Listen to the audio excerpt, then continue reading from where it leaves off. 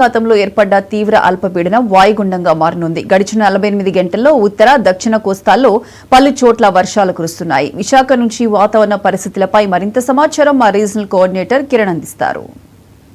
బంగాళాఖాతం, పశ్చిమ మధ్య బంగాళాఖాతంలో ఏర్పడినటువంటి తీవ్ర అల్పపీడనం స్థిరంగా కొనసాగుతుందని చెప్పి విశాఖపట్నం తుఫాను హెచ్చరికల కేంద్రం స్పష్టం చేసింది. రాగల 12 గంటల్లో ఇది వాయుగుండంగా మారే ఛాన్సెస్ ఎక్కువగా ఉన్నాయని చెప్పి వాతావరణ శాఖ అంచనా వేస్తుంది. దీని ప్రభావంతో గడిచిన 48 గంటల్లో దక్షిణ కోస్తాలో, ఉత్తర కోస్తాలో అనేక చోట్ల ఒక మోస్తరు నుంచి భారీ వర్షాలు కురుస్తున్న పరిస్థితి తెలిసిందే. ఈ నేపథ్యంలో రాగల 12 గంటల్లో ఈ అల్పపీడనం వాయుగుండంగా మారితే దీని ప్రభావం మరింత ఎక్కువగా ఉంటుందని చెప్పి ముఖ్యంగా ఉత్తర కోస్తా జిల్లాల్లో భారీ నుంచి అతి భారీ వర్షాలు కురిసే అవకాశం ఎక్కువ ఉందని చెప్పి వాతావరణ శాఖ స్పష్టం చేస్తుంది.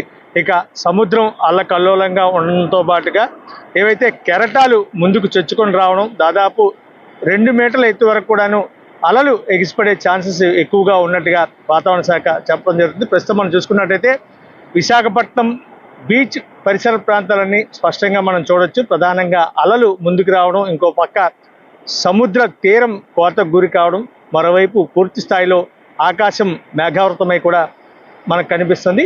అయితే ఈ అల్పపీడనం ఏదైతే తీవ్ర అల్పపీడనం ఉందో ఇది వాయుగుండంగా మారిన నేపథ్యంలో దీని ప్రభావం మరింత ఎక్కువగా ఉంటుందని చెప్పి ఉత్తర కోస్తా మీద పర్టికులర్గా శ్రీకాకుళం, విజయనగరం, అదేవిధంగా మన్యం జిల్లాల్లో భారీ నుంచి అతి భారీ వర్షాలు కురిసే అవకాశం ఉంటుందని చెప్పి, సముద్రం అల్లకల్లోలంగా ఉన్న నేపథ్యంలో మత్స్యకారులు ఎవరు కూడా వేటకు వెళ్ళరాదని చెప్పి, ఇటు అన్ని తీర ప్రాంత ఓడరేవుల్లో కూడా 3వ నెంబర్ ప్రమాద హెచ్చరిక కొనసాగుతున్నట్టుగా వాతావరణ శాఖ చెప్తుంది. ఇక తీరం వెంబడి గంటకి 40 నుంచి 50 కిలోమీటర్లు, ఒక్కోసారి 60 కిలోమీటర్ల వేగంతో కూడా బలమైన ఈదురుగాలు వీచే ఛాన్స్ అయితే ఎక్కువగా ఉంటాయని చెప్పి వాతావరణ శాఖ స్పష్టం చేస్తుంది. కెమెరా